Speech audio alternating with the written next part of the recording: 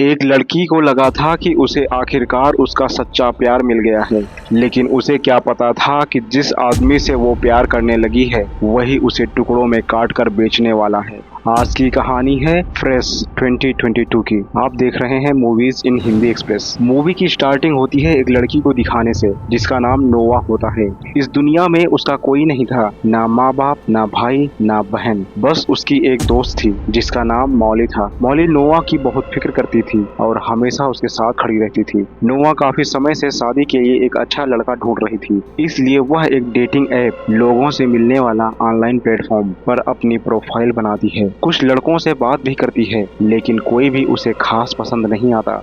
एक दिन उसकी मुलाकात एक लड़के से होती है और दोनों मिलने का फैसला करते हैं। फिर दोनों एक रेस्टोरेंट खाने की जगह में मिलते हैं। शुरुआत में सब ठीक लग रहा था, लेकिन धीरे धीरे नोवा को महसूस होने लगता है कि यह लड़का काफी अजीब है।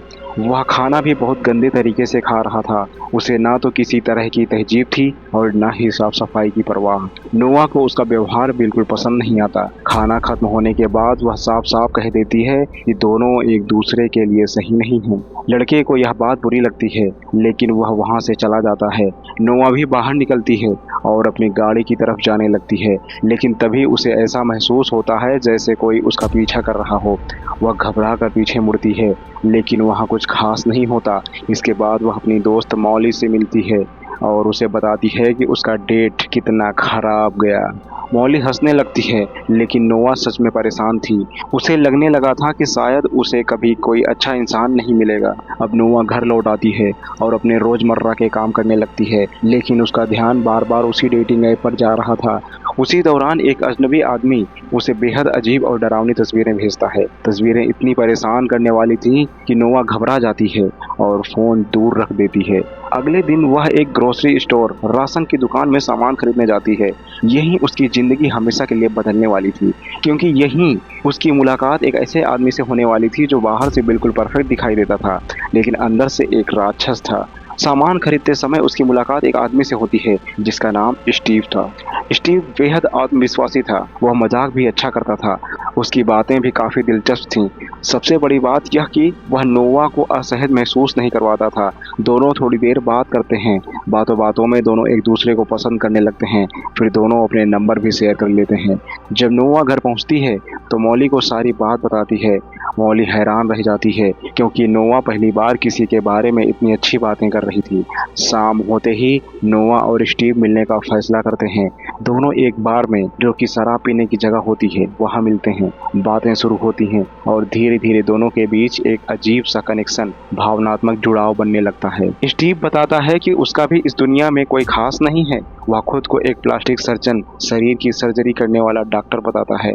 वह इतना भरोसेमंद लग रहा था कि नोवा को उसकी किसी बात पर शक ही नहीं होता। दोनों साथ बैठकर काफी देर तक बातें करते हैं, शराब पीते हैं, हंसते हैं और पहली बार नोवा को लगता है कि शायद उसे वही इंसान मिल गया है जिसकी वह तलाश कर रही थी। रात आगे बढ़ती है। दोनों स्टीव के घर चले जाते हैं। वहां दोनों साथ समय बिताते हैं और अगली सुबह जब नोवा की आंख खुलती है तो वह काफी खुश दिखाई देती है, क्योंकि बहुत समय बाद उसकी जिंदगी में कोई ऐसा आया था जिसके साथ उसे अच्छा महसूस हो रहा था। वह तुरंत अपनी दोस्त मौली को फोन करती है और कहती है, मुझे लगता है मैं सच में इस आदमी को पसंद करने लगी हूँ। मौली को नोवा की बात सुनकर खुशी तो होती है, लेकिन उसे कुछ अजीब भी लग रहा था। वह नोवा से कहती है, अगर तुम्हें वो इतना पसंद है तो उसका सोशल मीडिया, इंटरनेट पर मौजूद प्रोफाइल मुझे भेजो, मैं भी देखूं आखिर वो है कौन। लेकिन यही एक अजीब बात सामने आती है। नोवा बताती है कि स्टीव का कोई फेसबुक, कोई इंस्टाग्राम और कोई दूसरा अकाउंट नहीं है। मौली को यह बात थोड़ी अजीब लगती है, लेकिन नोवा प्यार में थी, इसलिए वह इन छोटी छोटी बातों पर ध्यान नहीं देती। कुछ दिन बाद स्टीव नोवा को बताता है कि वह उसे एक सरप्राइज ट्रिप, यानी अचानक घूमने की यात्रा पर ले जाना चाहता है। उसने उसके लिए कुछ खास प्लान किया था, लेकिन क्या, यह वह अभी नहीं बताना चाहता था। नोवा बेहद खुश हो जाती है। उसे लगता है कि आखिरकार उसकी जिंदगी बदल रही है। वह यह बात मौली को भी बताती है। मौली उसे सावधान रहने के लिए कहती है और बार बार संपर्क में रहने की सलाह देती है। लेकिन नोवा को क्या पता था कि यह यात्रा उसकी जिंदगी का सबसे बड़ा दुस्वप्न बनने वाली है। अगले दिन दोनों शहर छोड़कर निकल पड़ते हैं। गाड़ी लगातार सुनसान रास्तों पर गुजर रही थी। धीरे धीरे मोबाइल का नेटवर्क गायब होने लगता है। चारों तरफ जंगल, सन्नाटा और लंबी वीरान सड़कें। रात होते होते वे एक बेहद सुनसान इलाके में बने बड़े से घर तक पहुंच जाते हैं। यह स्टीव का घर था। घर अंदर से काफी अजीब लग रहा था। दीवारों पर अजीब तस्वीरें टंगी हुई थीं, लेकिन प्यार में डूबी नोआ इन बातों पर ज्यादा ध्यान नहीं देती। दोनों साथ बैठकर शराब पीने लगते हैं। सब कुछ बिल्कुल सामान्य लग रहा था, लेकिन तभी कुछ सेकंड बाद नोआ को चक्कर आने लगते हैं। उसकी आंखें भारी होने लगती हैं। उसे समझ ही नहीं आता कि उसके साथ क्या हो रहा है, और फिर वह बेहोश होकर जमीन पर गिर जाती है। यहीं से फिल्म का असली डर शुरू होता है। कुछ समय बाद जब नोआ की आंख खुलती है तो वह खुद को एक अंधेरे कमरे में पाती है। उसके हाथ बंधे हुए थे। वह घबरा कर चिल्लाने लगती है, रोने लगती है। समझ नहीं पा रही थी कि आखिर उसके साथ क्या हुआ है। तभी कमरे में स्टीव आता है, लेकिन अब उसके चेहरे पर वही मुस्कान नहीं थी जो पहले हुआ करती थी। अब उसके चेहरे पर एक ठंडी और डरावनी शांति थी। नोआ उससे विनती करती है, उसे छोड़ देने की गुहार लगाती है, लेकिन स्टीव सिर्फ मुस्कुराता रहता है। फिर वह बात बताता है जिसे सुनकर किसी के भी होश उड़ जाएंगे। वह कहता है वह लड़कियों को यहाँ लाता है, उन्हें कैद करता है और फिर उनके शरीर के हिस्से काट काट कर अमीर लोगों को बेच देता है। ऐसे लोग जो इंसानी मांस खाने के शौकीन हैं। नोआ को पहले तो यकीन ही नहीं होता, लेकिन जल्द ही उसे सच्चाई समझ आने लगती है। दूसरी तरफ मौली को भी कुछ अजीब महसूस होने लगता है। कई घंटों से नोआ का कोई जवाब नहीं आया था। जब वह मैसेज करती है तो जवाब जरूर आता है, लेकिन असल में वह जवाब नोआ नहीं बल्कि स्टीव दे रहा था। स्टीव इंटरनेट से तस्वीरें उठाकर मौली को भेज रहा था ताकि उसे लगे कि नोआ सुरक्षित है। इधर नोआ को पता चलता है कि उसके बगल वाले कमरे में भी एक लड़की कैद है।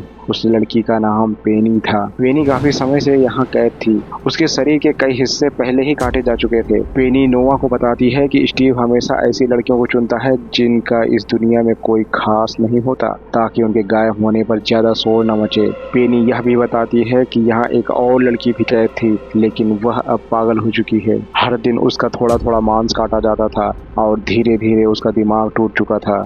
अब नोआ को समझ आ चुका था, अगर उसे बचना है तो उसे सिर्फ भागना नहीं होगा बल्कि स्टीव को धोखा भी देना होगा।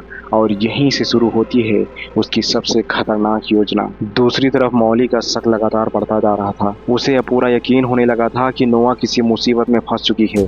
वह स्टीव के बारे में इंटरनेट पर खोजबीन शुरू करती है, लेकिन उसे कहीं भी स्टीव नाम का कोई प्लास्टिक सर्जन जो कि शरीर की सर्जरी करने वाला डॉक्टर होता है वो नहीं मिलता। यहीं से मौली को समझ आ जाता है कि स्टीव ने अपनी पहचान के बारे में झूठ बोला था। उधर स्टीव नोआ को ऊपर नहाने के लिए ले जाता है। रास्ते में नोआ घर का हर कोना ध्यान से देख रही थी। वह भागने का रास्ता तलाश रही थी। फिर एक मौका देकर वह भागने की कोशिश भी करती है, लेकिन स्टीव उसे पकड़ लेता है। गुस्से में उसे जमीन पर पटक देता है और फिर उसे बेहोश करने वाला इंजेक्शन लगा देता है। जब नोआ को होश आता है तो उसके शरीर में असहनीय दर्द हो रहा था। उसे महसूस होता है कि उसके शरीर से कुछ गायब है, और तभी उसे पता चलता है कि स्टीव ने उसके शरीर का एक हिस्सा काट कर बेच दिया है क्योंकि उसने भागने की कोशिश की थी। अब दूसरी तरफ मौली जांच करते करते स्टीव की असली पहचान तक पहुंच जाती है और आखिरकार उसे स्टीव के घर का पता भी मिल जाता है। मौली सीधे वहां पहुंच जाती है, लेकिन दुर्भाग्य से वह भी स्टीव के जाल में फंस जाती है। अब वह भी उसी नरक का हिस्सा बन चुकी थी। उधर कैद के दौरान नोआ को एक पुरानी मैगजीन यानी पत्रिका मिलती है। उसमें किसी पुरानी शिकार लड़की ने संदेश छोड़ा हुआ था। उसमें लिखा हुआ था कि अगर स्टीव तुम्हें पसंद करता है तो उसकी कमजोरी का फायदा उठाकर यहाँ से निकलो। यहीं से नोआ एक खतरनाक खेल शुरू करती है। वह स्टीव को यह दिखाना शुरू कर देती है कि अब वह उससे नफरत नहीं करती। धीरे धीरे वह उसका भरोसा जीतने लगती है। अब स्टीव उसके साथ ज्यादा समय बिताने लगा था। उसे नीचे खाने के लिए बुलाता था, बातें करता था, डांस करता था, उसे अपनी निजी बातें बताता था। एक रात खाना खाते समय स्टीव बताता है कि जब वह 19 साल का था तब उसने पहली बार इंसानी मांस खाया था और तभी से उसे इसकी लत लग गई। बाद में उसे ऐसे कई अमीर लोग मिले जो इसी तरह की विकृत इच्छाएं रखते थे। यहीं से यह पूरा कारोबार शुरू हुआ। इसी दौरान नोआ को पता चलता है कि स्टीव की पत्नी भी इस सब के बारे में जानती है। वह भी इस भयानक राज का हिस्सा है। एक दिन स्टीव नोआ को एक कमरा दिखाता है। वहाँ मारी गई लड़कियों की चीजें रखी हुई थी, कपड़े, गहने, यादगार सामान, और वहीं नोआ को मौली का मोबाइल दिखाई देता है। उसे समझ आ जाता है कि उसकी दोस्त भी खतरे में है। उसके पास समय बहुत कम था। उसी रात वह अपना आखिरी दांव खेलती है। जब स्टीव उसके साथ खाना खा रहा होता है तभी नोआ अचानक उसे किस करने लगती है। स्टीव पूरी तरह उसके झांसे में आ जाता है। नोआ पूरी ताकत से स्टीव के शरीर को दांतों से काट लेती है। स्टीव दर्द से चीख उठता है।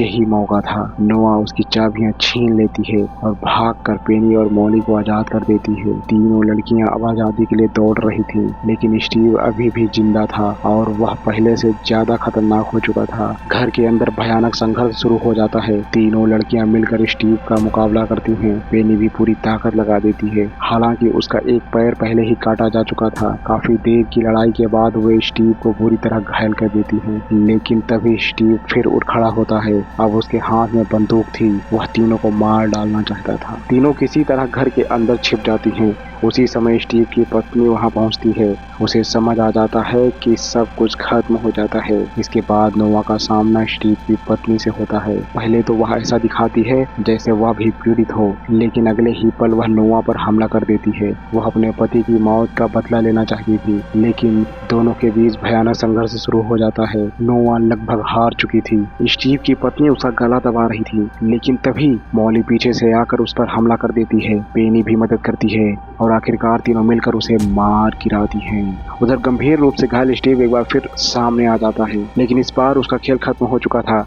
नोआ उसी की बंदूक उठाती है और सीधे उसे गोली मार देती है। स्टीव हमेशा के लिए मर जाता है। अब यह खौफनाक नाटक खत्म हो चुका था। सुबह होने लगती है। तीनों लड़कियां घायल थीं, थकी हुई थीं, लेकिन आखिरकार जिंदा थीं। नोआ अपना मोबाइल उठाती है, तभी उसके फोन पर एक नया मैसेज आता है। यह वही लड़का था जिसे उसने फिल्म की शुरुआत में डेट पर रिजेक्ट कर दिया था। मैसेज में लिखा था, हे नोआ, आर यू स्टिल इंटरेस्टेड? क्या तुम अभी भी इच्छुक हो? इतना सब कुछ झेलने के बाद यह मैसेज देखकर नोआ कुछ सेकंड तक स्क्रीन को देखती रहती है। फिर उसके चेहरे पर एक अजीब सी मुस्कान आ जाती है और कैमरा धीरे धीरे दूर जाने लगता है। फिल्म यह नहीं बताती कि आगे क्या होगा, लेकिन इतना जरूर बता देती है कि दुनिया में स्टीव जैसे राक्षस सिर्फ एक नहीं है। कई बार सबसे डरावनी चीज कोई भूत, राक्षस या शैतान नहीं होता, बल्कि एक ऐसा इंसान होता है जो बिल्कुल सामान्य दिखता है। और इसी के साथ यह मूवी यहीं पर समाप्त हो जाती है। कभी कभी सबसे खतरनाक राक्षस अंधेरे में नहीं, बल्कि इंसानों के चेहरे के पीछे छिपे होते हैं। तो मिलते हैं कल शाम 7:30 बजे एक नई हॉरर मूवी के साथ। ये मूवी हमारे YouTube, Facebook, Instagram, थ्रेड्स पर भी अवेलेबल है। आप इन्हें सब्सक्राइब और फॉलो करके रिश्ता मजबूत बना सकते हैं। Thank you so much.